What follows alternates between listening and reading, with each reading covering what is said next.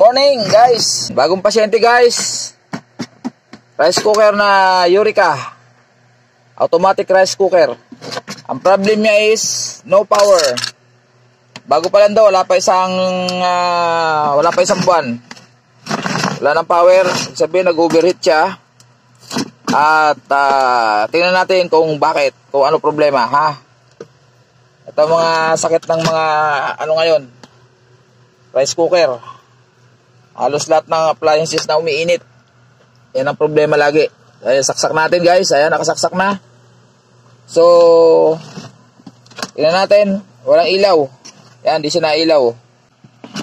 So, walang power guys. Ayan na, buo naman yung power cord niya. Tinesting ko na kanina ng tester. Okay naman. Pero ito, walang power. So, kahit dilaw o kaya pula, wala. So, buksan natin. Tingnan natin kung ano problema. Pero matik yan, sigurado pumutok ang fuse. At tingnan natin kung anong ating magagawa. Ito, pag ganito klase, isang tornilyo lang meron dito. Ito lang. Tapos sisikwatin lang natin yan dahil naka-clip lang yan. Bagong-bago guys. Magtataka tayo, bago pero bumigay agad. Sisikwatin lang dito guys sa gilid dito.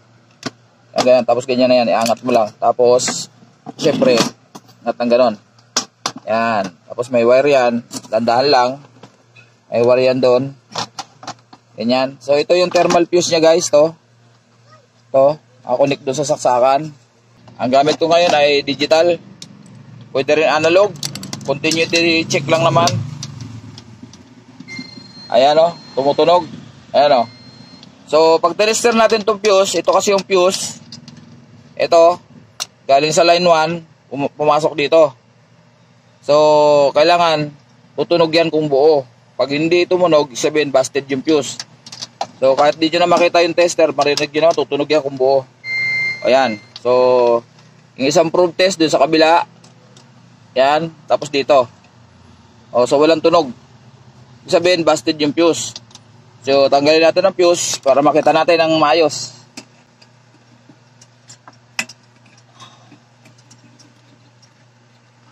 Kayang-kaya nyo gawin to guys. Pagpalit ng fuse. Basta sigurado nyo lang na-unplug yung power cord ha. Hindi nyo kakalimutan dahil magugulat kayo. Yan. Lagyan natin to yung holder ng fuse. Yan. Lagyan natin yan. Tapos nakaipit lang to dito guys. Yan. Tayo ng medyo matigas.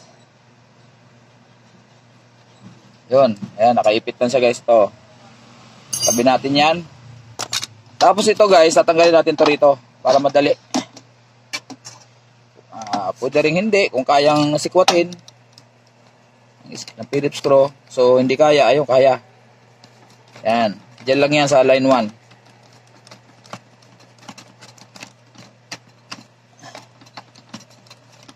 Yan. So, tabi natin yung tornilyo. To. Screw. Ito yung fuse niya sa loob guys. To. To. To. Yan. Yan yung fuse niyan. Tingnan natin na konti at nakatungo pala. Ayan guys. Sorry ha. Yan. Masikip kasi itong shop ko eh. Yan. So, ito yung thermal fuse. Ayan. Marami naman tayo stock dyan. Tanggalin natin yon. At dito na tayo magdudugtong, patuloy na natin to dito. So kung mapapansin nyo, titesterin natin uli. So, dito na tayo mag-testing sa malapit. Yan, dito. Saka dito. O, so wala talagang continuity, sabihin busted na yung fuse. Pag dinikit ko to dito, mayroon. Pag dito, wala. Sabihin wala nang dumaan na rito, na current. Dahil busted na. So, dahil wala ka mabibili nitong mahabang ganito, fuse, meron tayong ordinary lang, dudugtong na lang natin dito. Gagamitin pa rin natin tong wire na to. Siyempre, puputulin natin. Tayo putol. Yan. Tabi natin yan. Tapos putol ulit to. Yan, ganyan. So, ito na yung busted na fuse. Tabi na natin yan. Dito natin idudugtong yung bagong fuse. Patay ng fuse, guys. Ito. So, mapapansin nyo, maikli yung kabilang dulo. So, hindi aabot doon dahil malayo yun. So, ang gagawin natin, siyempre, gaya ng sinabi ko sa inyo, dudugtong na lang natin to.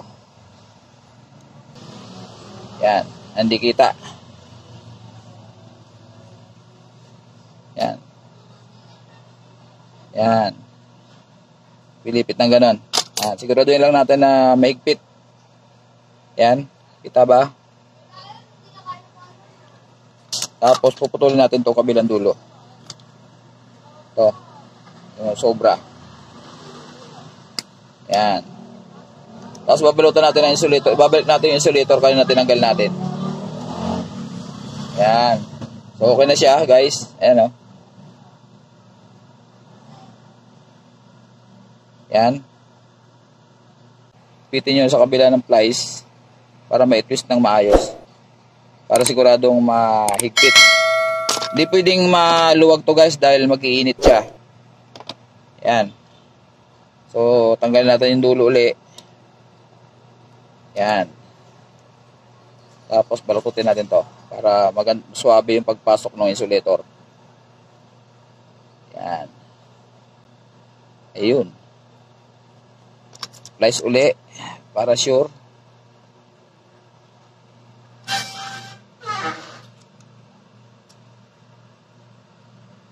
Yan. Yan, guys, oh. Pilipit natin ng maayos. Yan. Tapos lagyan natin ng insulator uli.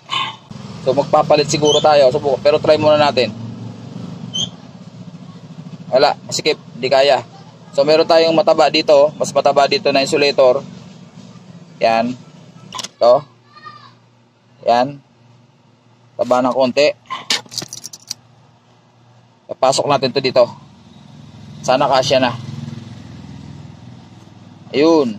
Kasya na, guys, ayan, oh. Inabahan ko na lang para sure. Ayan. Ayan. So, nasa loob na yung thermal fuse. Pwede na natin ikabit dito. Ayaw. So, obligado tayong tanggalin to. Madali na pagtanggal nito, guys. Sikwatin lang natin to. Nakalak lang yan, guys, oh. To. Iangat lang natin ako. Ibubuka lang natin ako. Tapos itataas natin to rito. Ayan, oh. Ayan, oh. Ito kasi yung pinakang lock niyan, eh. So pag nakalabas na diyan, pwede na hilahin pataas.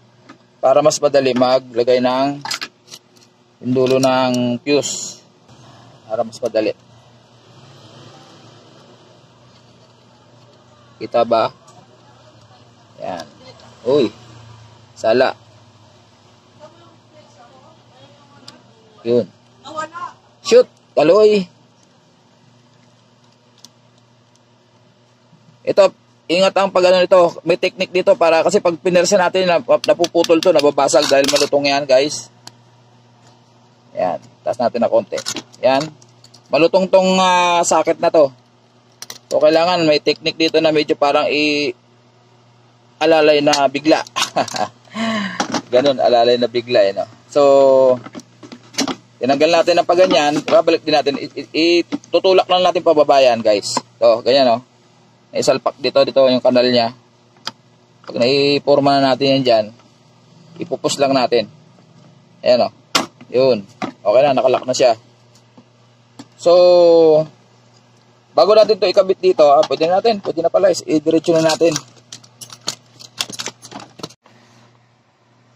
Ayan, guys, oh. Ito, ibilagay natin tong ano.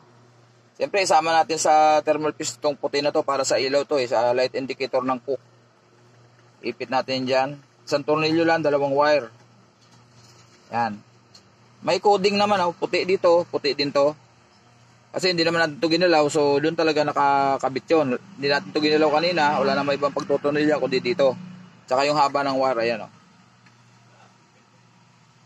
Yan. So, ibalik na natin muna to. Ipitin na natin tong thermal fuse. Ipitin na natin ito. Para isang takay pa na lang to. Tinanggal natin to kanina rito, nakaipit ito. So ano muna natin? Ganyan. O, tornilyo na natin to dito. Ano ba yun? Ito. Dito. Abang natin yan dyan kasi nakalubog yan eh. So, susundutin natin sa likod, sa loob. Para lumapit. Ayun. Ayan guys, oh. Ayan, dyan natin tinanggal kanina yan. Dyan natin ibabalik. Ayan. Tapos angat natin ang bahagya. Ayan. Tapos ipitin natin ng pliers para sa gagalaw dyan. Ayan. So, itong ito ang madalas na nagkakaproblema, yung sa thermostat switch. Ito. Ngayon, tetesterin ko, mapakita ko sa inyo kung anong nangyari, bakit siya nag-overheat, bakit pumutok ang fuse. Pakita ko sa inyo kung bakit pumutok ang fuse ha. Tinanong ko yung may-ari kasi, pinaglalagaan nila ng tubig, na which is hindi dapat, kaya nga rice cooker siya. Paulit-ulit ako sinasabi, pag nagagawa ako nito, pag ini-interview ko yung may-ari, pinagpiprituhan, pinaglulutuan ng ulam, pinaglalagaan ng tubig, lalo pag sa tubig. Kasi nga, yung tubig, tuloy-tuloy ang kulo niya. Matagal bago mag-automatic na pupersa to. Nag-overheat. May thermal fuse yan. Pag na-reach niya yung rating ng thermal fuse, is mababasta dyan. Yan ang trabaho niya. Yan ang trabaho niya. So ito, papakita ko sa inyo itong thermostat switch. Ang problema niyan kasi, sa katagalan nito, pag ginagamit natin, nawawala sa adjustment yan. So, titestin natin. Pag ito tumunog, ito na ang cause kung bakit pumutok ang fuse. Ayan, nakita nyo, tumunog. Hindi siya dapat tutunog. Naka-off position itong control, itong switch. Ito. Dapat hindi siya tutunog. So, ito, ibig sabihin, hindi pa naka-on, gumagana na yung kuryente. Pumapasok na yung kuryente dito, umiinit na siya. So, anong nangyari? Siyempre, sobra init. Mag-overheat siya. Okay, guys. So, papakita ko sa inyo kung paano ina-adjust to na pag tinester natin, dapat hindi siya tutunog. Tutunog lang siya pag nag-automatic siya. Kaya, switch kasi siya, di ba? Tutunog lang siya pag nag-automatic na siya. Okay? Ngayon, anong nangyari dito? Dahil naka-on na kagad siya. Naka-on to yan. Pag ganyan tumutunog, oh. Naka-on na kagad siya. Ibig sabihin, nasa cook position na siya. Pag hindi ito tutunog, dapat naka-orange lang siya. So, ibig sabihin na, di ba, pag sinaksak natin rice cooker, automatic, kahit di pa natin ino-on yung switch, meron na kulay orange, nasa warm siya, warm. Ang tawag doon, para ka nag-iinin. Pero ito, in the case na to, na tumutunog to, ibig sabihin, naka-cook na kagad siya, nakapula na kagad yung ilaw ng ating rice cooker. So, pag napansin nyo yung rice cooker nyo na paglagay nyo pa lang ng kaldero, nakasaksak sa kuryente, di ba, yung plug, paglagay nyo pa lang ng kaldero, o kaya kahit hindi pa nakasalang yung kaldero, nakapula na agad. So, wag nyo nang ituloy yun dahil ibig sabihin, mali ang setting na yun. Nagbago na to. Naka-cook position na siya. So, masisira yung fuse natin. Magbabasted. So, ganito. Ulitin ko. Yan, ganyan. So, dito sa case na to, naka-on siya. So, ito naman, itong sinasabi ko, ito. May adjustment kasi to. Tinanggal ko na yung pinaka-silicone na linagay dyan ng factory para naka-adjust na kasi ng tama yon. So, nagbago to sa katagalan dahil sa sobrang init, nagbabago yung setting niyan. So, tinanggal ko na yung para mapihit natin kasi merong pinipihit dito yan sa gitna. May screw. So, ang gamit natin na screw na maliit, flat screw. Hanapin natin yung pinakanggatla para mapihit natin para mag-off siya. Marinig niyo yan, biglang titigil yung buzzer.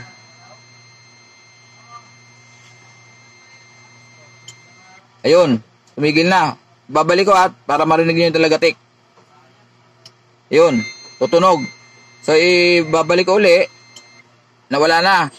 Ngayon, pag nandyan na, tumigil na yung tunog, ipipihit nyo pa ng mga 1/4. 1/4. Dadagdagan nyo pa ng konti. Yan, ganyan. Tama na yan. 1/4 lang.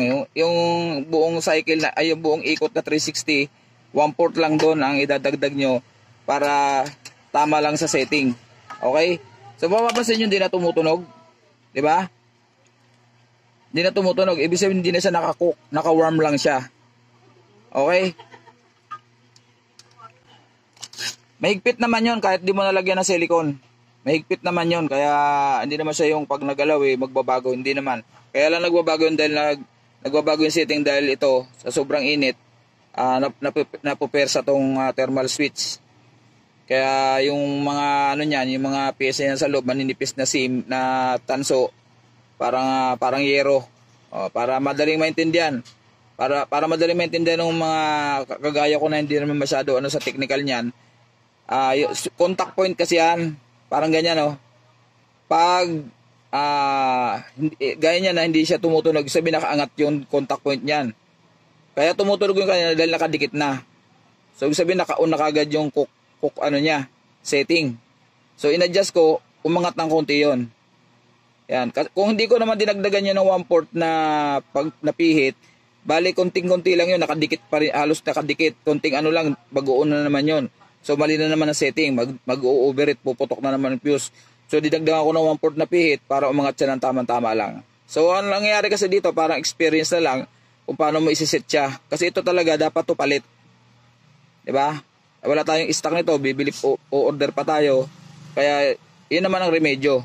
Ang mga mahilig mag-DIY dyan sa mga rice cooker nyo, kung ganito ang thermostat nyo, pwede nyo gawin yon. Kasi merong rice cooker na iba ang thermostat. Yung warm niya, yung kwadrado, nakadikit dito. So ito dito, sa case na to, ito yung kanyang thermostat. So okay na guys, takpan na natin. Tapos siyempre sa pagbabalik, dito nakatornilyo yan, ito yung butas, tapat natin dyan siyempre. Kasi pag di natin tinapat yan, di yan, papasok. Yan. Lock. Ayun, ganun lang yan guys. Tapos yung screw, nasa na? Wala yung screw. Ito. Ito. Nakatapat yan, matik doon sa butas.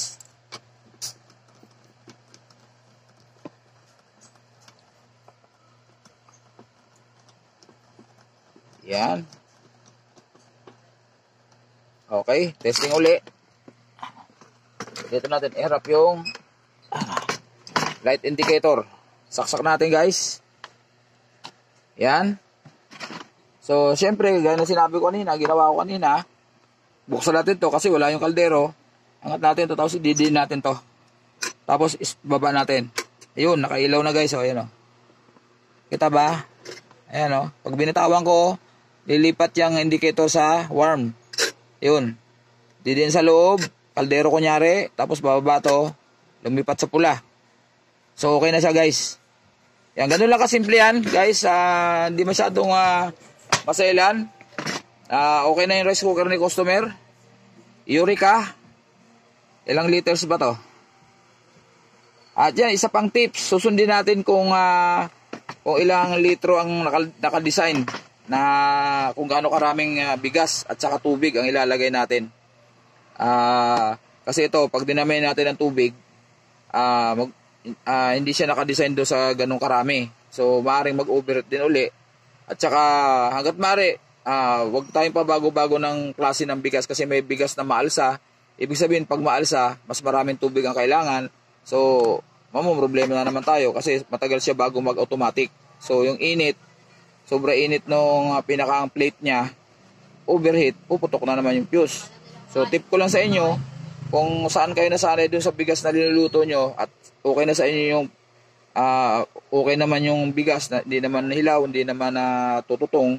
So doon tayo sa ganung bigas lang. Maraming klaseng bigas pero kung sana makabisado nyo yung taas ng tubig, dami ng bigas. Kung nakalagay na 1 kilo, 1 kilo lang.